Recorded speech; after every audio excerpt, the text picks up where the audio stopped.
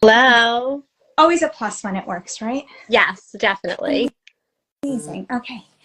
Thank you for joining us today. This is our third part in our series on navigating a surrogacy journey. And we're excited that you're here with us, Jessie, today. But before we even jump in, do you mind taking a minute just to introduce yourself to the Yesh Tikva Yeah. community? Yes, thank you. And I've been loving all of the surrogacy information that you have been putting out. It's been so great. I'm Jessie Jaskulsky. I am the owner of Surrogacy Simplified, which is a surrogacy consulting and concierge. And I am the proud mom of two girls through surrogacy, which is actually what led me to open my own business. Amazing. Well, thank you so much for agreeing to be here and answering some of our questions. And I guess your name starts us off on that question. Can you simplify a surrogacy process for us for those who are thinking about contemplating what this journey might look like and maybe breaking it up into some of the steps that they need to consider as they're getting ready for this process? Maybe not even yet starting the process, but just preparing to start the process. Can you walk us through what that might look like for them?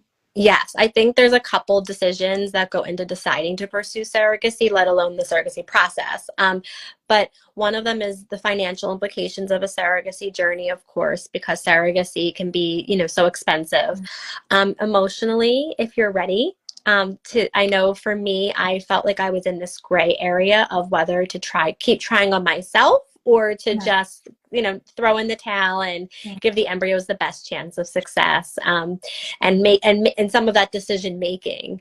And I think just really where you're at emotionally, physically, financially is a role in all to help you kind of decide, okay, I'm ready to get started. For sure. And do you have any recommendations that you make in terms of processing through those emotions before one begins the process? Do you usually recommend that individuals seek professional support in making this decision before, mental health support that is, before pursuing the process of surrogacy? I think it depends. And that's a great question. I think it depends on the circumstances surrounding it. For me, I had made my decision coming off of a 22-week loss. So I was receiving grief counseling at the time, which helped me. If you're coming to it, let's say you're a same-sex couple, perhaps there's not as much trauma and this is just the path to have your child. I don't know that it's right for you if you're feeling emotionally sound. I think it's a little bit case by case, depending upon what circumstances led you to pursue surrogacy. Amazing. And that makes a lot of sense. And I'm sorry for your loss. Thank you. So one of the questions that we received was any advice on how to support someone who is still coming to terms with the fact that they're not going to be the one experiencing the pregnancy. Yeah. I think holding space for them, letting them vent, and also I think a good piece of advice is during the journey, I was trying to figure out how to phrase that. During the journey, I would suggest that when the GC involves them, it helps them feel included, and I think makes them really feel like they have a hand in the process as well. I know sometimes people aren't sure whether to include the intended mother, for example, because they don't know if it's going to make them feel upset. But for me, being included made the pregnancy feel more real. And that's such a beautiful piece of advice, and something I'm sure that would be spoken about as a document is being signed of what requirements the gestational carrier has towards the intended parents. Yes. Yes. Okay. Another question that we received is, what are some of the decisions that someone would need to make as they are going through this process? So when there's a lot, I would think some of the most basic ones is when you're matching, the different types of traits you might look for in a surrogate are really important. So thinking about the communication style, how often you want to be in touch. For me, I wanted somebody who wouldn't mind or find it annoying for regular communication. Coming off of a loss, that was what was going to make me feel really comfortable during the pregnancy. I think making decisions on how you feel in terms of some of the hot topics, such as compensation, vaccinations, termination. Those are all decisions I'd recommend making if you're a single parent or with your partner ahead of time.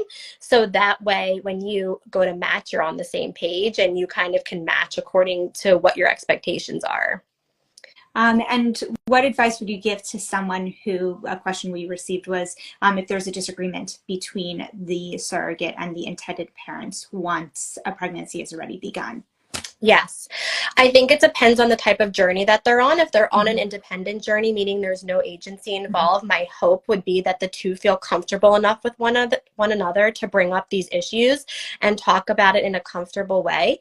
Depending on the issue, you may want to get your agency involved, or if you're working with a consultant like myself, we would step in also and help mediate and create a safe space for people to talk about those issues. Some circumstances may also warrant getting involved a social worker, the same one that may have done your psychological evaluations in the beginning of the screening process. Typically, there's a group session, and going back to her to have another group session could be really valuable as well. And that makes a lot of sense. Can you explain to us a little bit about the difference between going through this process with support from someone like you, from an agency, a concierge agency, versus not having that support? What are the added pieces that having this service adds to your journey? So it might be easier if I answer that by explaining all three, because they have some similarities and some differences. Going independently would mean you may have found your surrogate on social media, or it's a family member or friend of the community, and you're managing all of the details surrounding your journey by yourself. I did that for my youngest daughter, and I will say the pro was a cost savings. The con is that it was another full-time job. So I was working as a speech pathologist, and then in the evenings, my husband and I, until bedtime, were managing the logistics of our surrogacy journey. Wow. An agency is best known for matching. They do such a wonderful job of matching intended parents and gestational carriers, and they coordinate the journey. And when I say coordinate the journey, just to level set, I'm talking about connections with the psychologists, the lawyers, health insurance, outside monitoring if your gestational carrier is not local, all of the different things involved. What I do as a consultant and concierges can be a little bit different. I support independent journeys by taking on all of the case management. So then they theoretically would have saved all of the money from going with an agency, but still getting that coordination piece. So when I'm with them, I manage the travel, the psych, lawyers, medical insurance, all health insurance, all the different things that are involved. And if I'm working with someone who also wants to use an agency, I manage all of the little details. So like mediating all of the detail, like all of the disagreements that may or may not come up, or how to handle different situations, gift curation between the intended parents and the GC for different, things to make the GC feel special throughout the pregnancy. Just there's so many little things that come up that I would hold their hand and support so they could have a really beautiful journey. Amazing. That sounds wonderful. Any other advice, tips that you would offer couples or individuals who are considering surrogacy as their path to parenthood? I would say that it can be so beautiful and such a fulfilling journey, not to give up and to expect there to be some bumps in the road. And having really clear communication with your surrogate will allow for, I would say, the least amount of resistance throughout the journey. Amazing. Any last words? This has been so helpful. I'm so grateful that you joined us today. Thank you. I would say if anyone's interested, I do offer an initial complimentary consultation for anybody that is thinking about it. That can look like just surrogacy education. I know how overwhelming it can feel. And then if not, I also offer a free ebook on my website. And that way you can have a visual of all the different steps in a surrogacy journey. Because I know I mentioned a few, and we only have such limited time together that each component in itself could be a whole Instagram live. So just take advantage of the resources. I'm always available, and definitely don't give up, which I know is cheesy, but it's so true. Thank you so much. Thank you for making the time. Thank you for explaining all this. And creates a space for us to learn and be able to support ourselves and others who are considering this as their path to parenthood. So thank you. Thank you so much. Bye.